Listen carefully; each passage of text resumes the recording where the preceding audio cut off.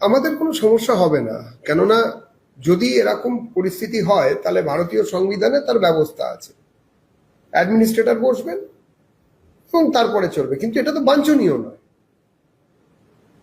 জনপ্রতিনিধি হিসেবে পৌর প্রতিনিধিরা যদি সেখানে না থাকেন, মানুষের ভোটে জেতা লোকেরাই যদি না থাকতে পারেন, তাহলে তো প্রশাসক দিয়ে কাজ চলতো। পৌর আইনেরই কোনো দরকার ছিল না। তো পৌর আইনে এই প্রভিশন রাখারই দরকার ছিল না যে পৌর প্রতিনিধি ভোটের মাধ্যমে আসবেন, দরকারই হতো না।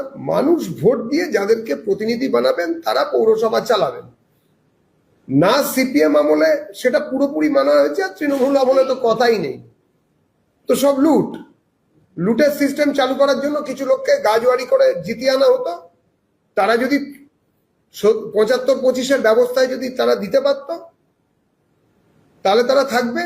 অনুত্তীর্ণ হলে আবার যে 75-25 ব্যবস্থায় যেতে পারবে বা ভালোভাবে করতে পারবে তাকে টিকিট দেওয়া হবে। এই তো ছিল ওদের সিস্টেম।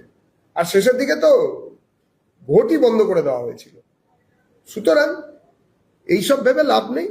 যদি কেউ চলে যেতে চান বা এই ব্যবস্থা যদি ভেঙে যায়, মানে যাবার মতো অবস্থা আসে, তাহলে প্রশাসক বসবে রাজ্য সরকারের ব্যবস্থায় এবং তারপরে ভোট হবে খুব শিগগিরই। আমরা মনে করি যে এই বছরের মধ্যেই ভোট হওয়া উচিত, এবং ভোটের পরে নতুন পৌর প্রতিনিধিরা এসে তারা পৌরসভাগুলিকে চালাবেন, মানুষকে পরিষেবা দেবেন।